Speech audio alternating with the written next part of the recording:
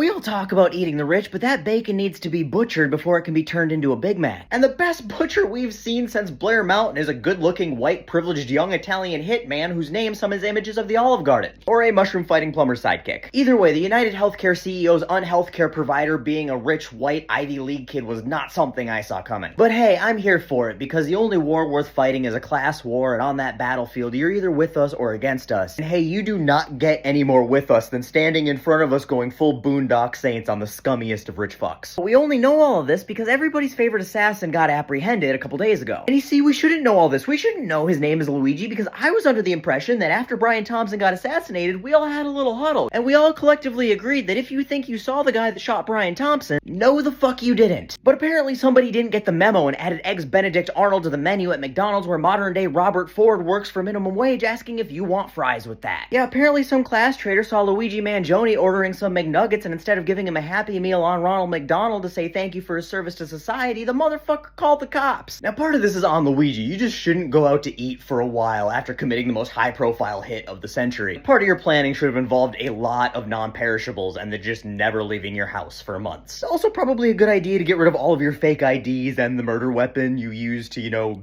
commit the murder. Just saying, best to not have those in your possession should a shitty McDonald's worker forget the first rule of Fight Club. Also, the clothes you're wearing, and any clothes that look like them. In fact, just a whole new wardrobe. You should probably dress like Mr. Rogers exclusively for months. Just, high-waisted khakis and turtlenecks. But, if you absolutely must go out to eat and you still got all that heat, you go to Waffle House, okay? Nobody at Waffle House is calling the cops. Trust me, everybody there got felonies. Like, they do a background check for people applying to work at Waffle House to make sure you've committed enough crimes to work there. The last person anybody at Waffle House is going to talk to is the police. But even so, Luigi shouldn't have had to go to Waffle House because his name was Robert Paulson, and we all knew that. Or so we thought. But now I get it, a $60,000 reward sounds like a pretty enticing reason to become the house help when you're making McDonald's money. But that still doesn't make it right, and karma, ooh, she's a bitch. See, it might not seem like there's a lot we can agree on in this divided society, but one thing we all know, whether you're a hammer and sickle communist or a member of the Klan, is you don't trust the fucking fuzz. Because feds fucking lie and reward money is a myth. See, everybody's least favorite McDonald's employee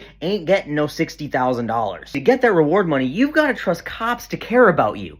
And they fucking don't. I'm not exactly sure how that $10,000 New York reward money is gonna get distributed or not distributed, but I do know to get that money the FBI put up, somebody from the FBI has to nominate you to get that reward. And to even be considered for that nomination, your tip had to lead to a conviction, which can take, months or years, or never come at all. But let's say it does, then you need that good Samaritan at the FBI to remember you and put your name in. And I don't know if you've noticed, but cops are in the business of extorting and stealing money, not giving it away. And the only thing both criminals and cops hate is snitches. I mean, they'll use them because they have no integrity, but they have no respect for them. Even if you do find your friendly Fed to nominate you, you're still probably not getting that money, or at least not all of it, because then that nomination goes to a committee within the FBI, and they decide if you're even eligible, which, you're probably not. But let's say you are. Then they look at the information you provided, and they decide what they feel that information was worth. And do you think they ever feel that that information was worth the full value of the reward? I know, I feel like that's a hard no. So at this point, maybe they decide that that information was worth a few bucks.